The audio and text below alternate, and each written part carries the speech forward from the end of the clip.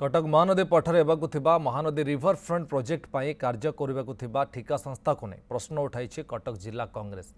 कांग्रेस अभियोग कर ठिका संस्था हिंदुस्तान स्टील वर्क कॉर्पोरेशन ना विजिलेंस मामला चलुवा बेले सीडीए किभली अनुकंपा देखा जो टेंडर प्रक्रिया नहीं प्रश्न उठाई जिला कांग्रेस ऑनलाइन रे गोटे प्रकार टंकार टेंडर और ऑफलाइन रे आउ एक बीट करा तेबे क्यों टेंडर ठीक से नहीं प्रश्न उठाई टेंडर खारज करने कांग्रेस जिलापाल को भेटी दाबीपत्र देव बोले सांबादिक सम्मेलन में सूचना दी। संप्रति कटक सहर में महानदी वाटर फ्रंट डेवलपमेंट कार्य विभिन्न पर्यायर आरंभ हो स्वागत करूँ किंतु जो भली ढंगरे ये टेंडर आह्वान करागला या उपरे प्रश्नवाची सृष्टि हो